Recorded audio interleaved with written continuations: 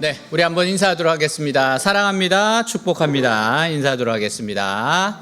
사랑합니다. 축복합니다. 네, 자, 우리 오늘 말씀 우리 함께 읽도록 하겠습니다.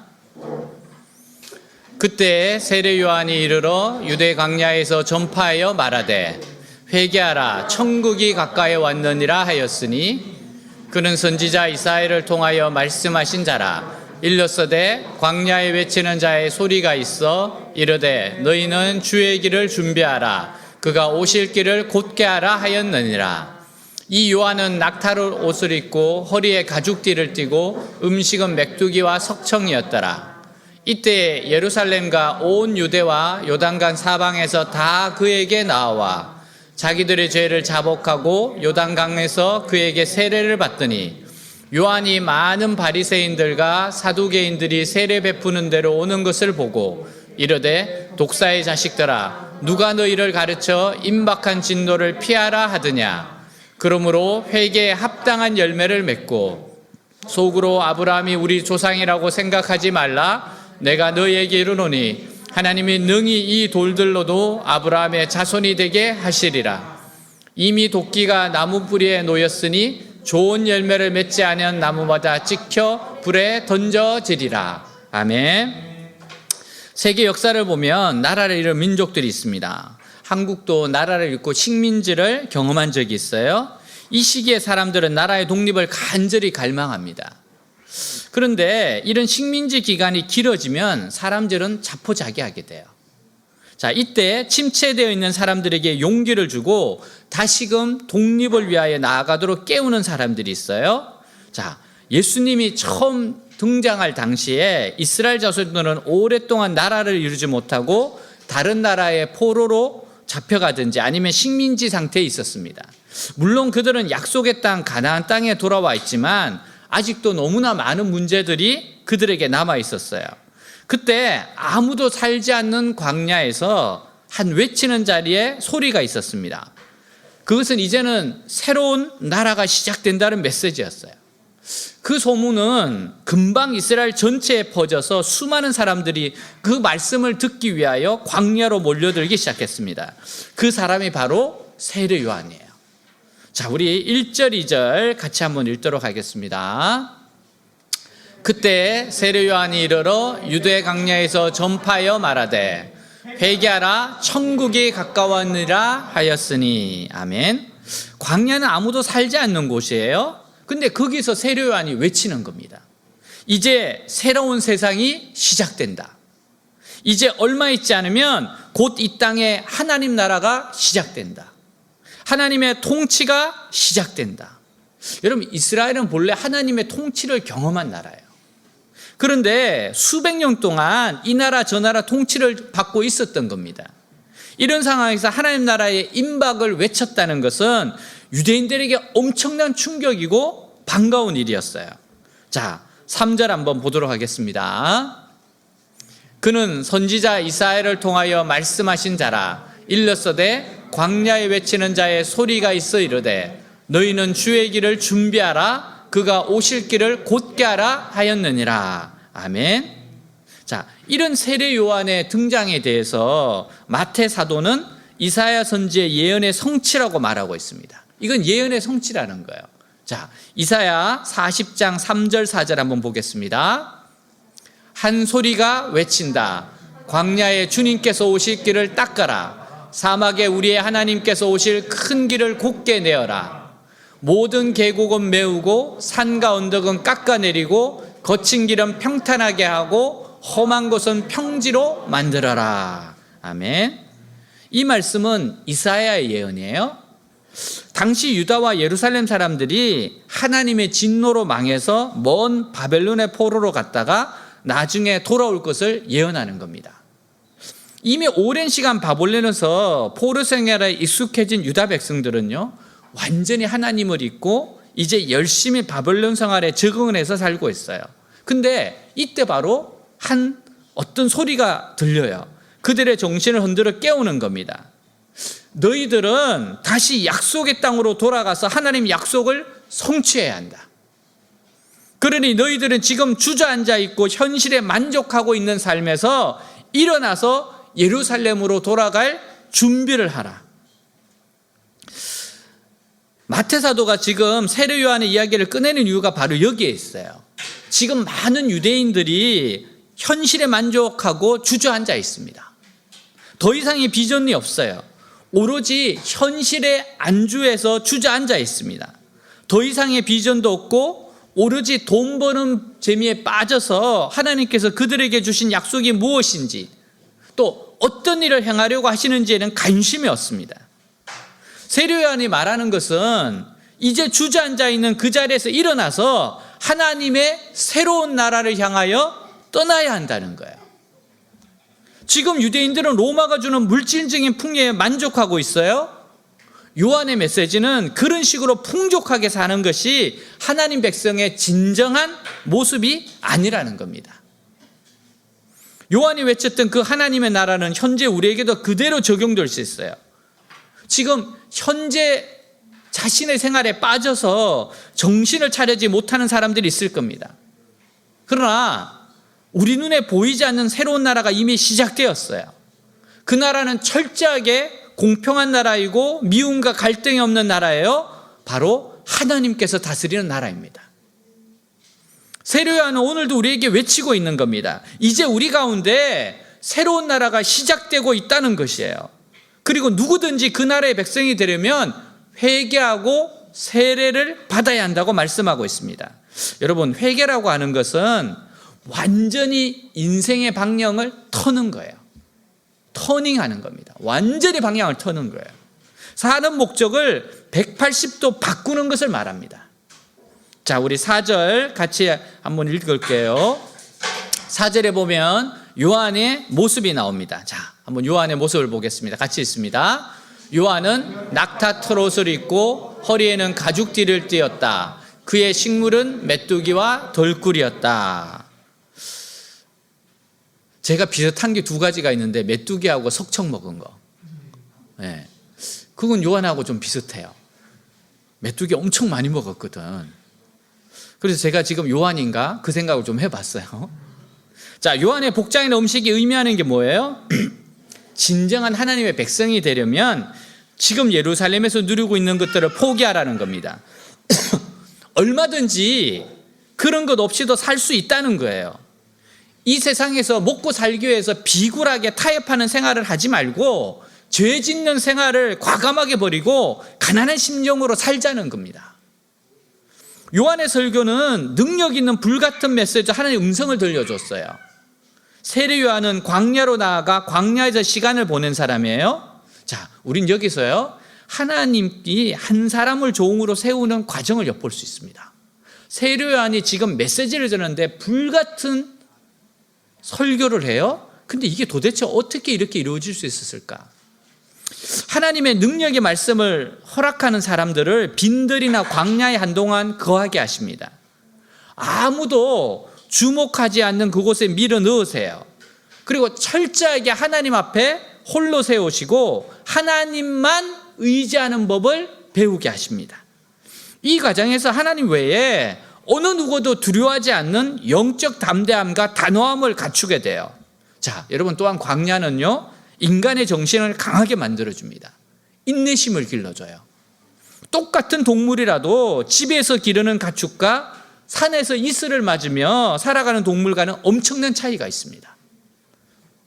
하나님은 세례 요한을 주의 길을 예비하는 자로 이 땅에 보내셨어요. 그래서 그는 온실 속에 나약한 자가 되어서는 안 됩니다. 그러면 험악한 세상을 향해서 외칠 수가 없기 때문이에요. 그래서 하나님은 그를 광야로 보낸 겁니다. 여러분, 우리에게도 광야의 삶이 있어요. 아무도 없는 황량한 곳, 모래바람이 불어서 앞을 내다볼 수 없는 곳, 때로는 먹고 마실 것조차 없는 허기진 곳, 광야의 삶을 경험합니다. 우리 모두는 광야를 지나게 되어 있어요. 광야 생활을 경험한 분의 어떤 분의 고백이에요. 재미있습니다. 이분이 이렇게 이야기해요. 저는 광야대학 고생과에 다니고 있습니다. 성적이 별로 좋지 못해서 입학한 지 오래됐지만 아직 졸업을 못하고 있는 형편입니다. 총장님은 하나님이신데 대충 넘어가는 일이 절대로 없는 분이십니다. 그래서 컨닝하는 것도 불가능하고 시험을 볼 때에도 누군가의 도움을 받을 수가 없습니다. 광야 학교의 교관은 성령님이세요. 교과 과목은 기다리는 훈련입니다. 포기하는 훈련입니다. 깨어지는 훈련입니다. 내려놓는 훈련입니다.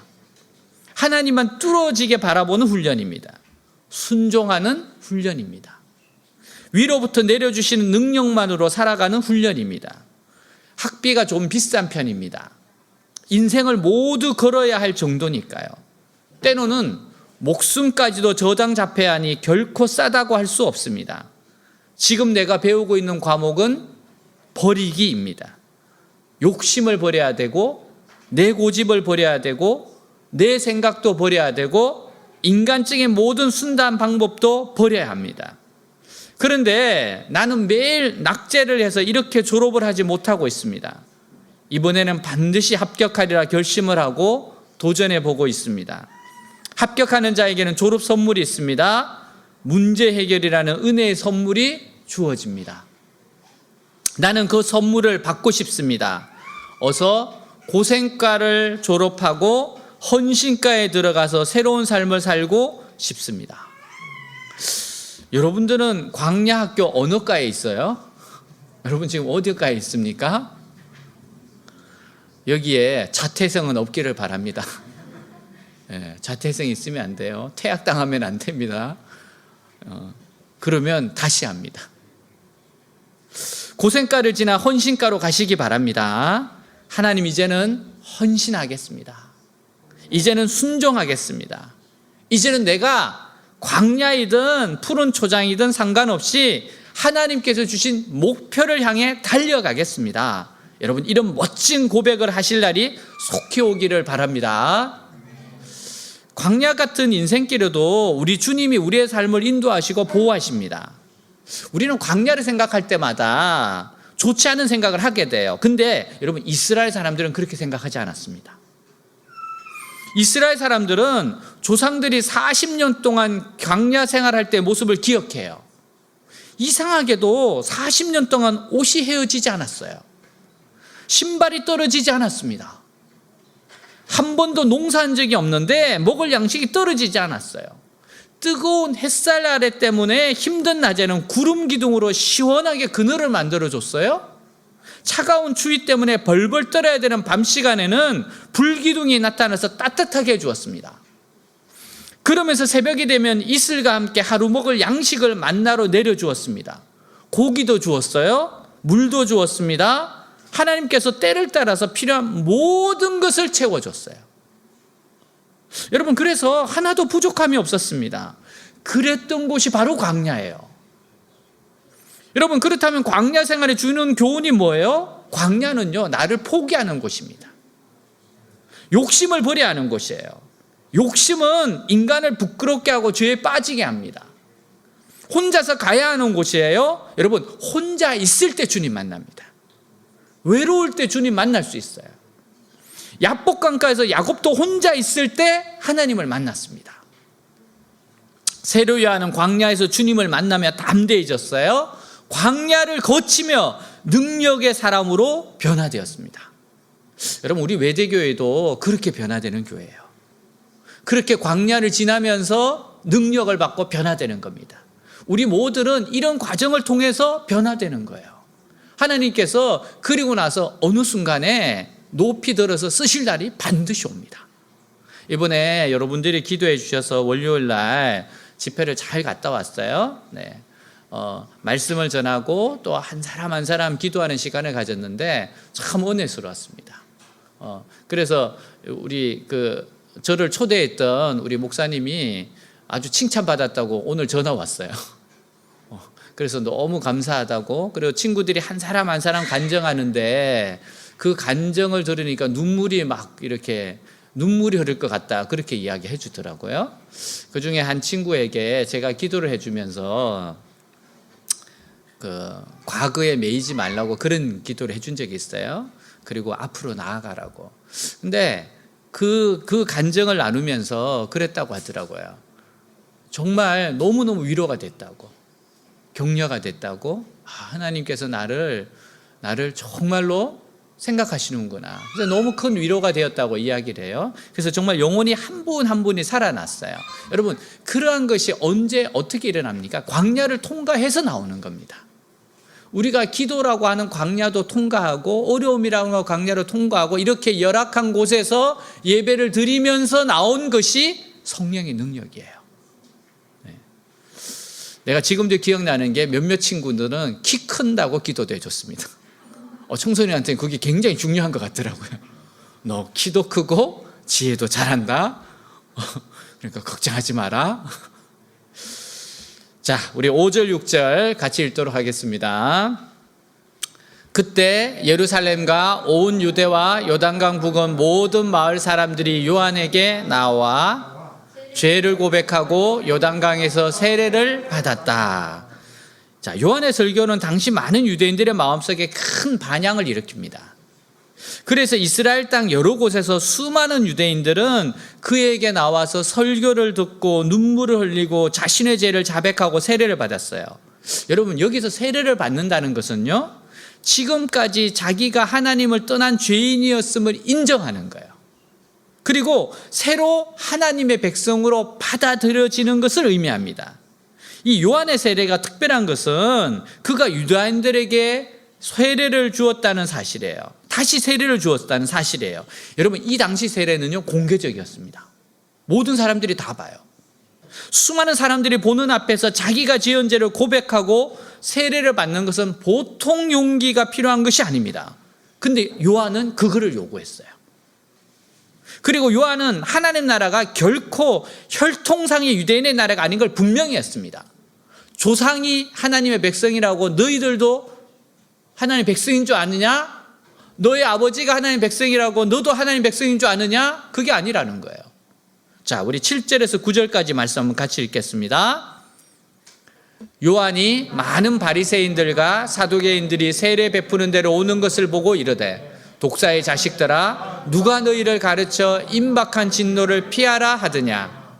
그러므로 회개에 합당한 열매를 맺고 속으로 아브라함이 우리 조상이라고 생각하지 말라.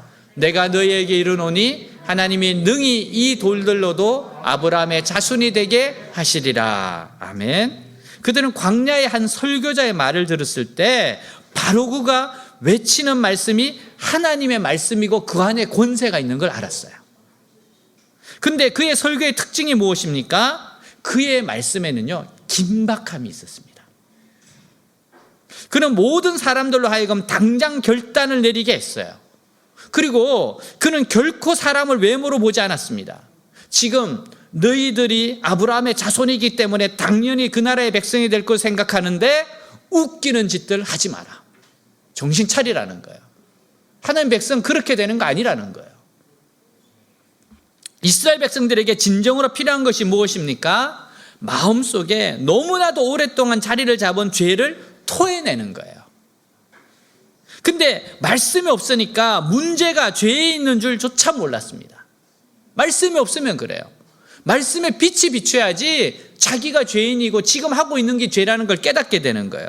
자, 요한의 말을 들었을 때 성령께서 깨닫게 하신 것이 뭡니까? 자기 안에 있는 죄에 대한 심각한 각성이었어요.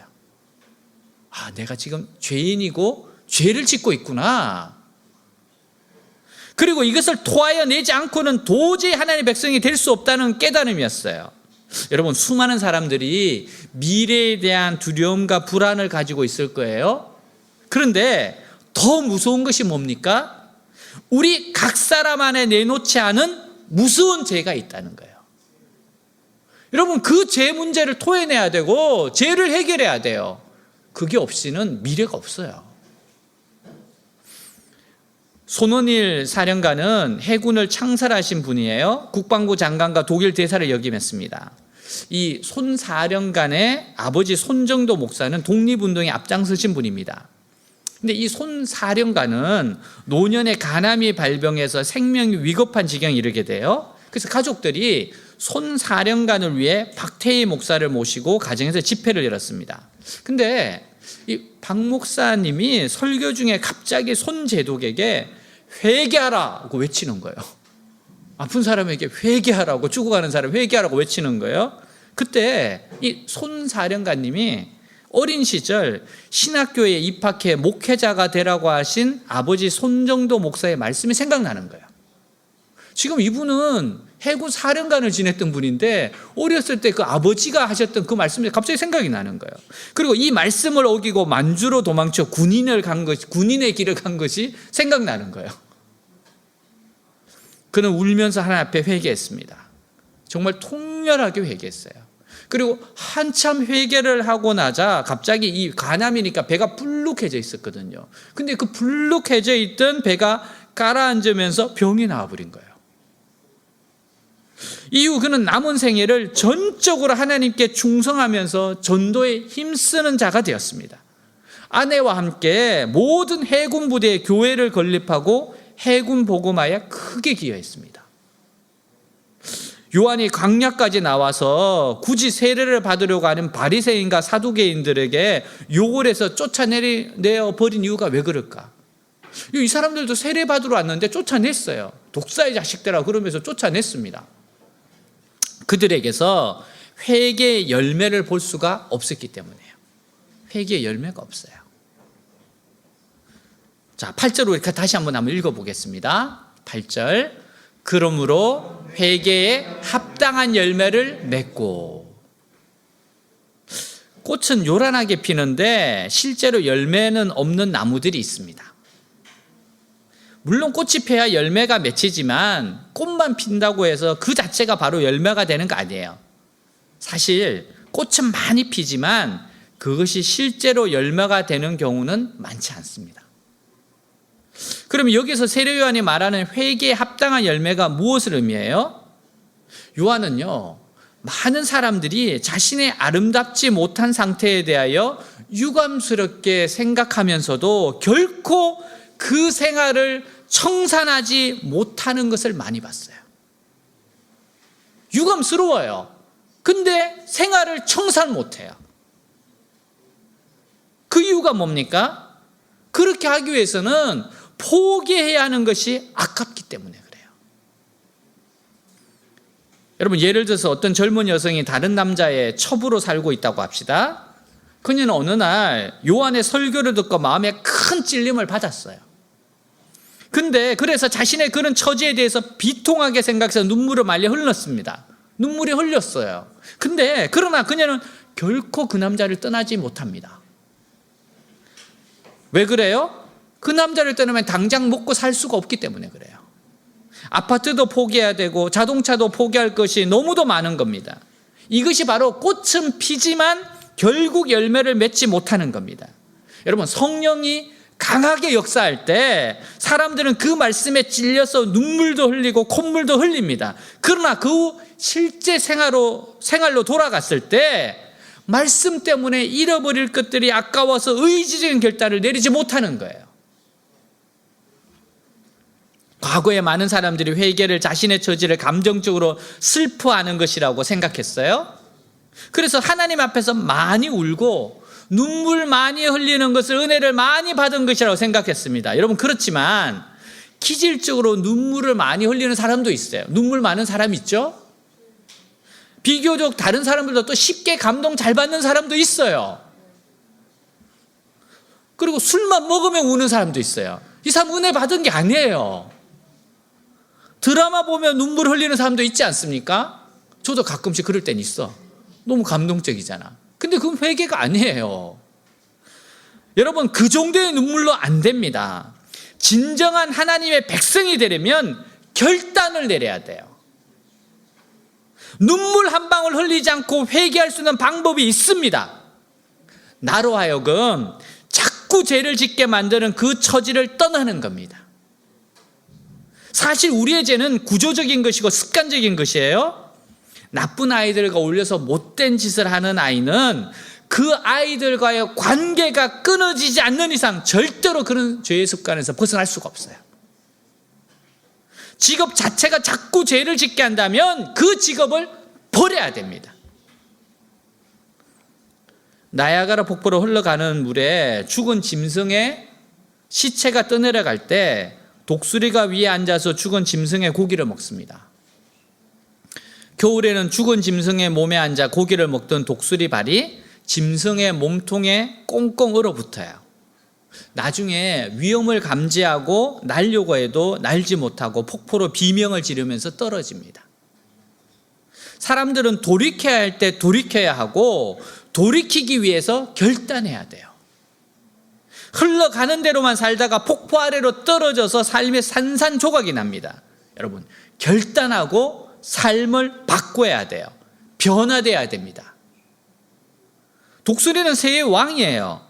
태풍을 뚫고도 높게 날 수 있는 능력과 멀리 바라볼 수 있는 눈과 탁월한 사냥의 능력이 있습니다. 그럼에도 죽은 짐승의 고기를 좋아하는 습성을 버리지 못하면 나이가라 폭포에서 독수리의 비명소리는 계속 들릴 겁니다.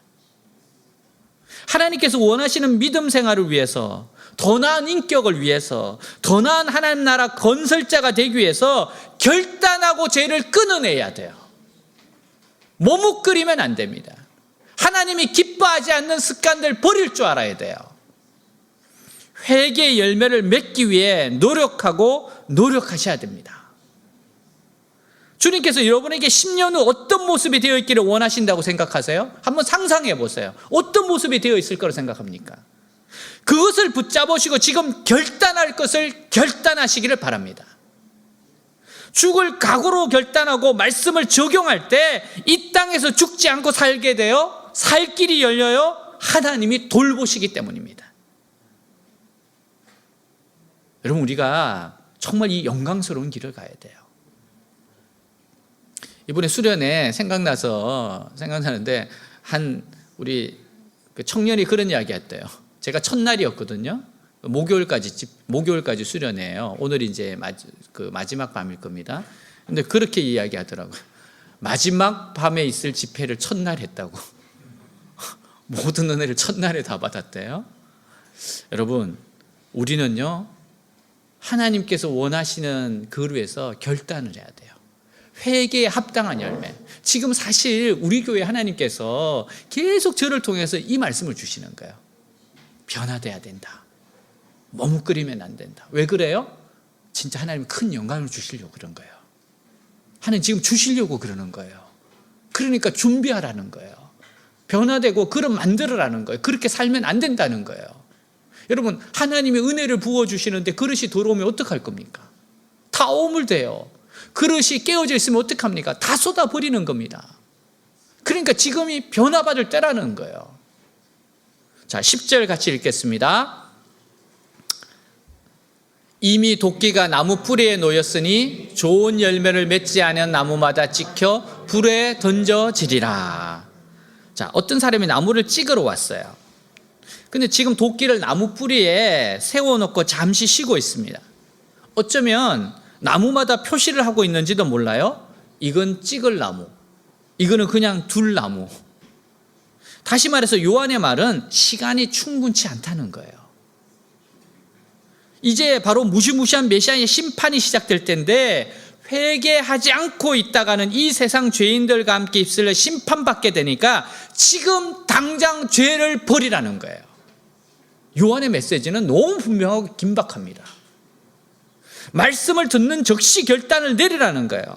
오늘 우리에게 가장 긴급한 것이 무엇입니까? 영혼 살리는 거예요. 죄에서 떠나는 겁니다. 여러분, 사람이 어떻게 될지 진짜 몰라요. 여러분, 어느 목사님은 말씀을 전하고 그날 수요 예배를 하고 그날 돌아가는 시간에 성도님 한 분이 교통사고로 돌아가셨대요. 그래서 목사님이 그런 간증을 하세요. 어쩌면 내 설교를 듣는 사람이 마지막일 수도 있겠구나. 너무 진지해진다는 거예요. 누군가에게 마지막 설교가 된다면 내가 무슨 메시지를 전해야 될까? 여러분, 우리가 코로나 오기 전에 우리 중국 학생들이 있었잖아요. 열심히 양육도 했어요.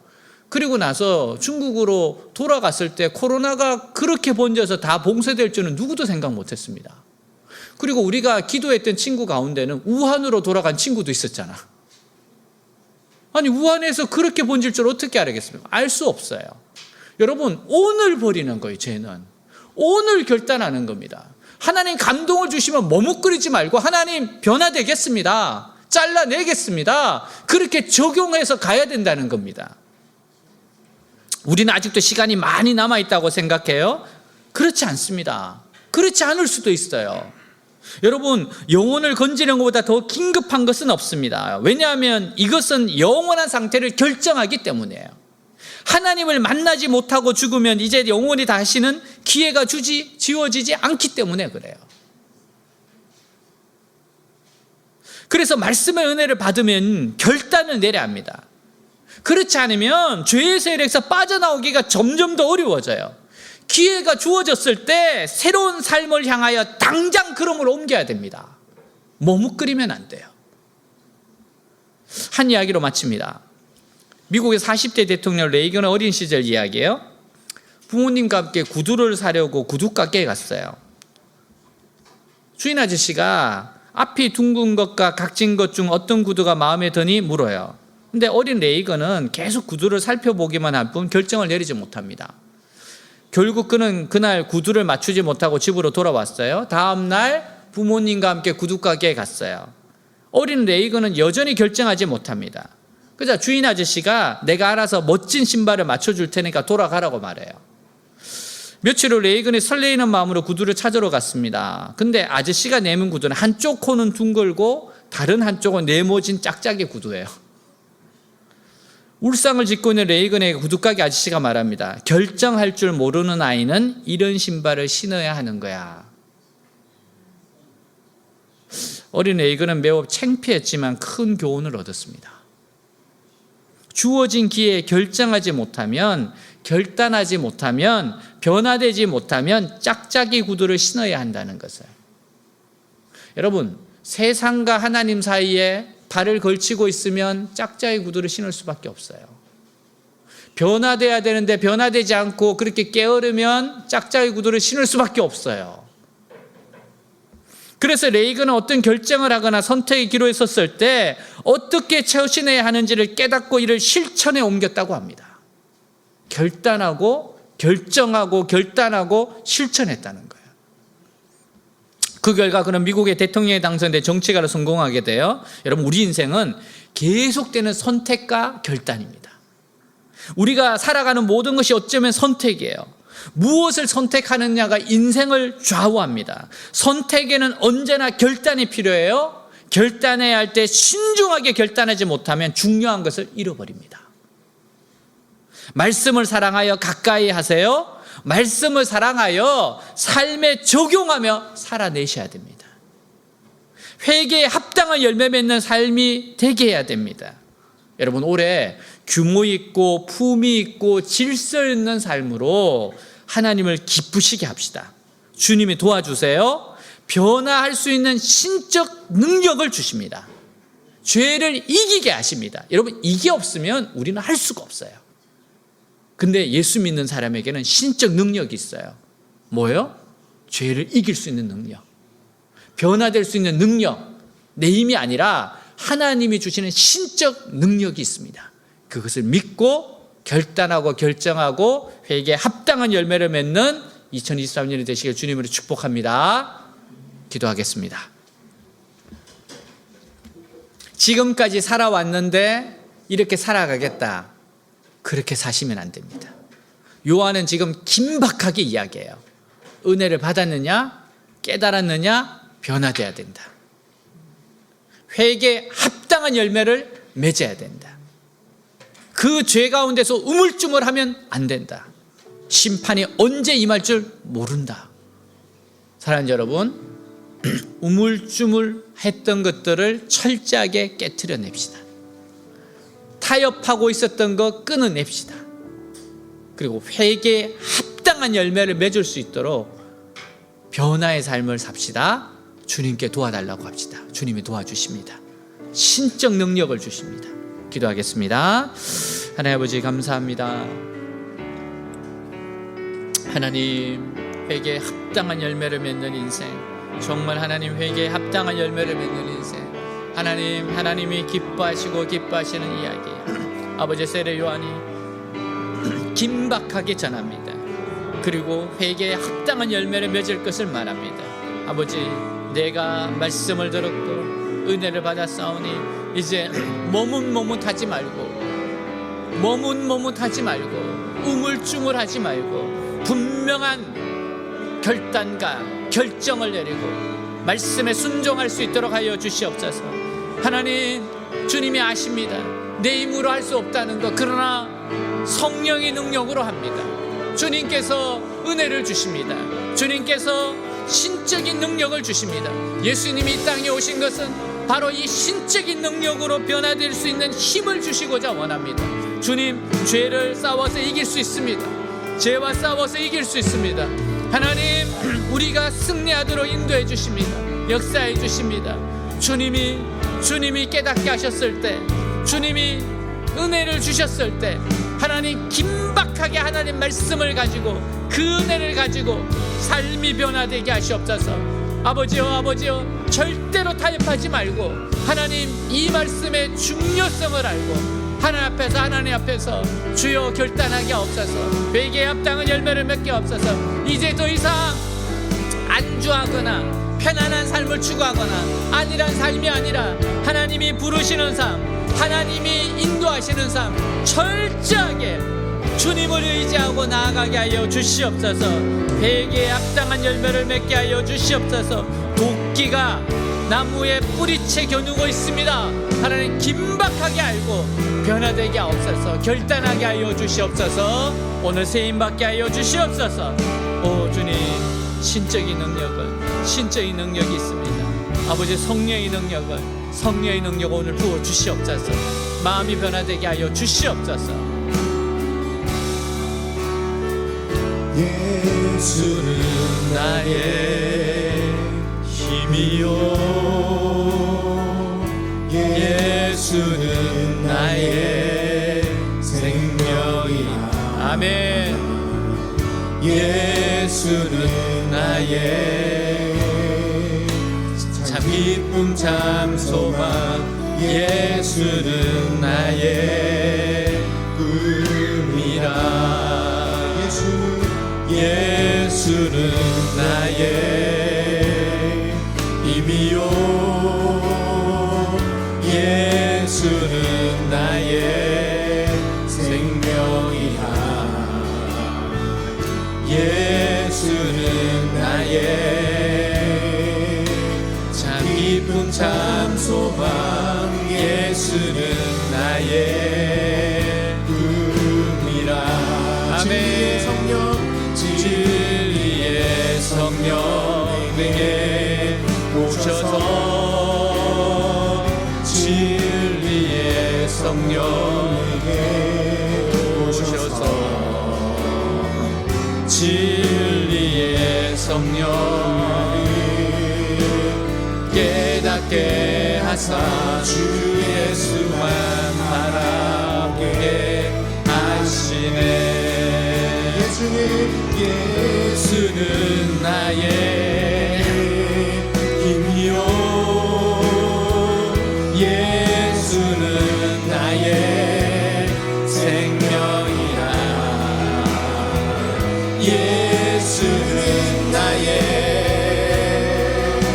참 기쁨 참 소망, 예수는 나의 진리의 성령 내게 오셔서,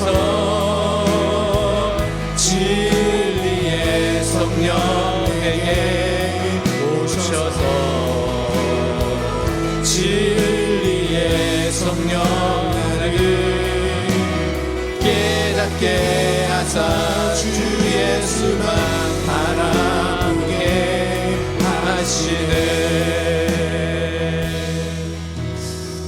하나님 아버지, 예수님을 의지해서 죄와 싸웁니다. 예수님이 주시는 생명의 능력으로 게으름을 이겨나갑니다. 악한 습관들을 깨트려 나갑니다. 사람은 할 수 없어도 하나님은 하실 수 있으십니다. 오늘 회개에 합당한 열매를 맺는 삶으로 돌이키게 하여 주옵소서. 우물쭈물하거나